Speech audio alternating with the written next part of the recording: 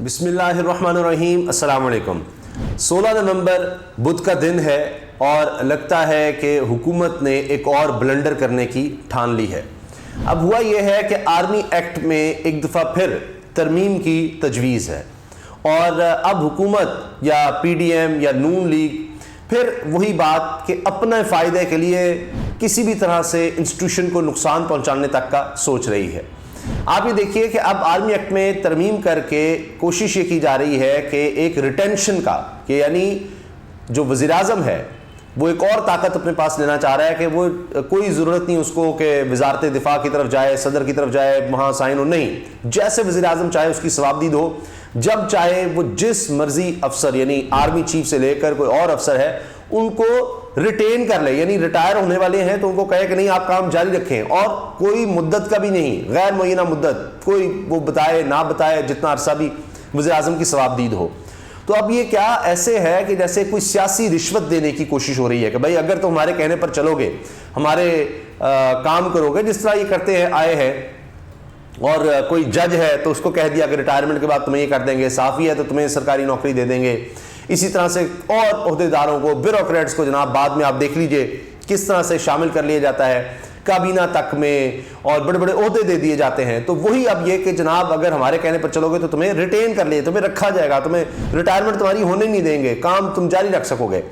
اب اس حوالے سے ڈان نے پوری تفصیل چھاپی ہے اور سینئر صحافی ہیں انہوں نے, ریاض الحق صاحب نے اس میں یہ بھی بتایا کہ انہوں نے اس بارے میں وزیر دفاع خواجہ آصف سے, وزیر اطلاعات مریم اورنگزیب صاحبہ سے بات کرنے کی کوشش کی, لیکن کوئی اس پر جواب دینے کو, بات کرنے کو تیار نہیں ہے.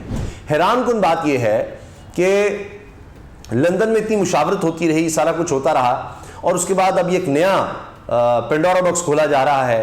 اسحاق ڈار کو خاص طور پر بیچ میں لایا جا رہا ہے, جبکہ عام طور پر وزیر خزانہ کا کوئی کام نہیں ہوتا اس طرح سے آرمی ایکٹ یا اس طرح کی قانون سازی میں کوئی کام نہیں, لیکن اسحاق ڈار کو بیچ میں لایا جا رہا ہے. اور اب کہا جا رہا ہے کہ ایک ہفتے کے اندر اندر اس حوالے سے قانون سازی کی جائے گی اور اسحاق ڈار کی اویلیبلٹی پر یہ ڈیپینڈ کرتا ہے. رانا ثناء اللہ بھی حال ہی میں ٹیلی ویژن پر آ کر کہہ چکے کہ ایکسٹینشن کا معاملہ ختم ہونا چاہیے اور اس میں اسٹیبلشمنٹ بھی شامل ہو اور تمام اسٹیک ہولڈرز یا تمام جماعتیں ان کو بیچ میں شامل کر کے یہ جو ایکسٹینشن ہے جو اس وقت یونانیمسلی, جس میں اس وقت اپوزیشن میں تھی نون لیگ, وہ بھی شامل تھی اور مریم صاحبہ کہتی نہیں جی میں اس گناہ میں شریک نہیں تھی.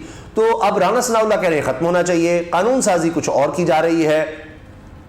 ایک سینئر آفیسر نے ریٹائر ہونا ہے آرمی چیف کی ریٹائرمنٹ سے پہلے, اب ان کو بھی ریٹین کیا جا سکتا ہے. اس قانون سازی کے تحت آرمی چیف کو بھی یعنی ریٹین کیا جا سکتا ہے, ان کو مزید آگے کام کرنے کا کہا جا سکتا ہے, تو وہ بھی کنٹینیو کر سکتے ہیں. کوئی اور آرمی افسر ہے وہ بھی کنٹینیو کر سکتا ہے کہ آرمی چیف ریٹائر ہو جائیں اس کے بعد وہ کنٹینیو کرتا رہے, نہیں آرمی چیف سے پہلے کسی نے ریٹائر ہونا ہے تو اس کو کنٹینیو کروا دیا جائے, اس کے بعد آرمی چیف ریٹائر بھی ہو جائے تو وہ کنٹینیو کر رہا ہو, اس کی دوبارہ آرمی چیف کے طور پر اپوائنٹمنٹ کر دی جائے. تو اب یعنی ایسا ایک نظام بنا دیا گیا کہ وزیر اعظم جو ہے جس کو مرضی اٹھا کے جتنا مرضی عرصہ کنٹینیو کروا لے اور اس کے بعد کسی کی ریٹائرمنٹ کا انتظار کرے اور اس کے بعد اس کو لگا دے. یعنی ایک کیا کہنا چاہیے, گھن چکر سا بنا دیا گیا ہے, عجیب و غریب گورنندہ بنانے کی کوشش کی جا رہی ہے صرف اپنے فائدے کے لیے اور انسٹیٹیوشن کو نقصان پہنچانے کے لیے, اس کو کمزور کرنے کے لیے کہ وزیر اعظم جو ہے وہ بس ہم آ گئے, اب جیسے مرضی ہم اس کو پنجاب پولیس بنا دیں, کچھ بھی کر دیں.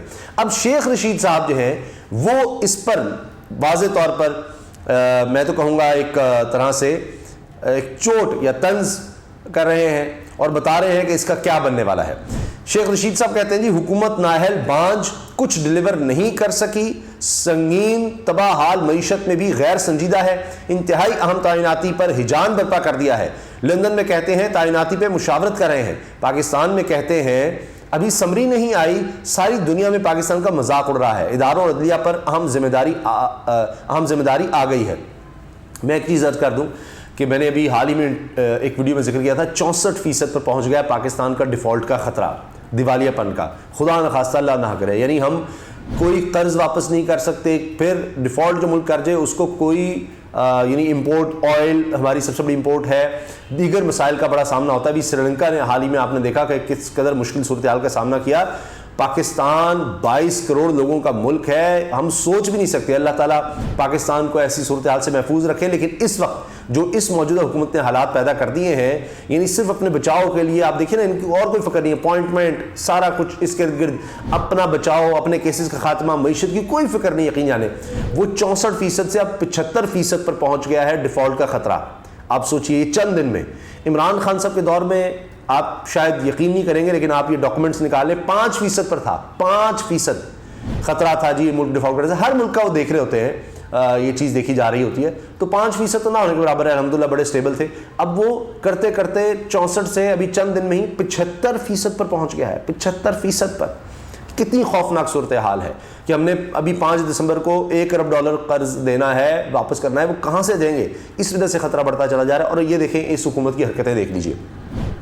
شیخ رشید صاحب مزید کہتے ہیں جو چاہتے ہیں وہ ممکن نہیں. یہ میں نے جو عرض کیا نا، جس کا حوالہ میں نے کہا کہ شیخ رشید صاحب بھی دے رہے ہیں، کہہ رہے ہیں جو چاہتے ہیں وہ ممکن نہیں، جو لانا چاہتے ہیں وہ آ نہیں سکتا.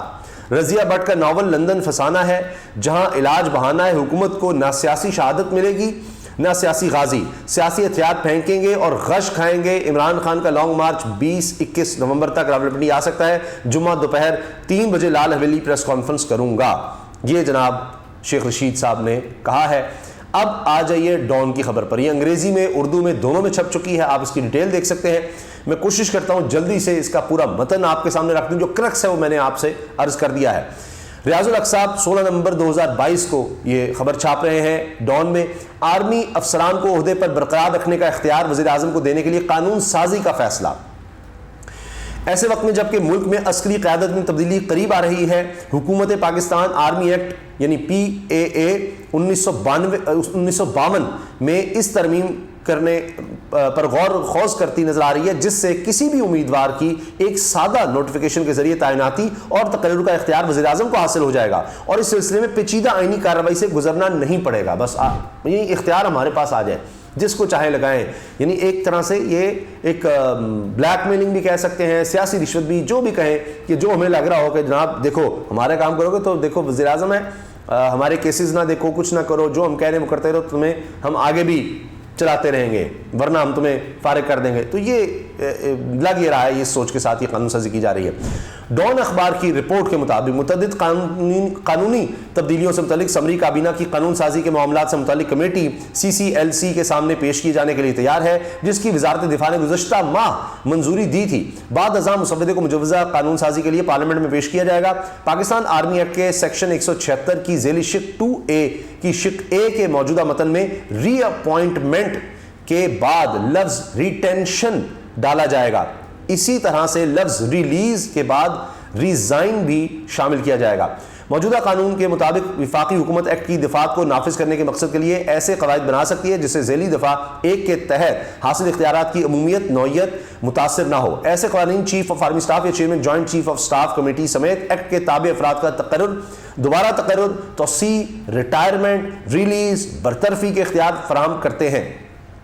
موجودہ سیاسی ماحول میں سامنے آنے والی اس پیش رفت کو اہم سمجھا جا رہا ہے، جو کہ فوج میں متوقع کمان کی تبدیلی کی موجودہ صورتحال کو تبدیل کر سکتی ہے. سب کچھ تبدیل ہو سکتا ہے جی. ڈان نے وزیر دفاع خواجہ آصف، وزیر اطلاعات منیم اورنگزیب کے علاوہ وفاقی کابینہ کے کئی دیگر اراکین سے معاملے پر رد عمل جاننے کے لیے رابطہ کیا، لیکن ان میں سے کسی رہنما نے بھی رد عمل نہیں دیا. سب بھاگ رہے ہیں، کوئی نہیں بتا رہے. تو اب یہ کچھ بھی کیا جا سکتا ہے. یعنی اس کے بعد آپ دیکھیے کہ اب کہ جی جو بھی chief of army staff committee سمیت ایکٹ کے تابع افراد کا تقرر، دوبارہ تقرر، اس کے بعد دوبارہ تقرر، توسیع، ریٹائرمنٹ، ریلیز، برطرفی اختیارات، سب کچھ جو مرضی کرتے رہیں جی. بات کرنے کو بھی تیار نہیں ہے. فوج سے متعلق مقدمات کا تجربہ رکھنے والے سینئر وکیل نے ڈان کو بتایا کہ اس ترمیم کے ذریعے وزیر اعظم کو یہ اختیار حاصل ہو جائے گا کہ وہ آرمی چیف یا کسی بھی سینئر افسر کو جو کہ جلد ریٹائر ہونے والا ہے اسے آئندہ احکامات تک اپنے فرائض جاری رکھنے کا حکم دے سکتے ہیں کہ آپ جناب جاری رکھیں. انہوں نے کہا کہ یعنی آرمی چیف ہو یا کوئی اور ہو، آپ کام جاری رکھیں. انہوں نے کہا کہ موجودہ قانون کے مطابق حکومت آرمی چیف کے دوبارہ تقرر یا مدت ملازمت میں توسیع کے لیے ایک طے شدہ طریقہ کار پر عمل کرتی ہے، جس کے تحت وزارت دفاع کے ذریعے سمری جاری کی جاتی ہے، جس کی وزیر اعظم منظوری کے بعد صدر مملکت کی جانب سے حتمی منظوری دی جاتی ہے. یعنی 3 مراحل ہوتے ہیں کم از کم. وکیل نے مزید کہا کہ PAA میں مجوزہ تبدیلی کے بعد وزیر اعظم محض ایک سادہ نوٹیفیکیشن کے ذریعے آرمی چیف کو برقرار رکھ سکیں گے. ایک سادہ نوٹیفیکیشن کے ذریعے آرمی چیف کو برقرار رکھ سکیں گے، کوئی پیچیدگی نہیں، سادہ، وزیر اعظم کے پاس پورا اختیار، اور ایک نوٹیفیکیشن اور آرمی چیف برقرار۔ موجودہ army chief general Qamar Javed Bajwa 6 سال تک خدمات انجام دینے کے بعد 29 نومبر کو ریٹائر ہونے والے ہیں، جس میں ان کی مدت ملازمت میں توسیع بھی شامل ہے۔ اس کے علاوہ lieutenant general Asim Munir general Qamar Javed Bajwa کی مدت ملازمت ختم ہونے سے چند روز قبل ریٹائر ہونے والے ہیں، جبکہ ان کے بارے میں کہا جاتا ہے کہ وہ اگلے آرمی چیف بننے کی دوڑ میں شامل ہیں۔ یاد رہے کہ نومبر 2019 میں سپریم کورٹ نے توسیع سے متعلق نوٹیفیکیشن معطل کرتے ہوئے کہا تھا کہ حکومت کی جانب سے جاری کردہ تعیناتی کی سمری میں واضح ٹیکنیکل غلطیاں ہیں۔ 3 روز تک ڈرامائی سماعتوں کے بعد عدالت عظمیٰ نے حکومت کو 6 ماہ کے اندر آرمی ایکٹ میں ترمیم کرنے کا حکم دیا تھا۔ اس کے بعد 2020 میں پارلیمنٹ نے PAA میں ترمیم کر کے چیف ایگزیکٹو یعنی وزیر اعظم کو 4 سٹار جنرلز کی مدت ملازمت میں توسیع کا اختیار دیا تھا۔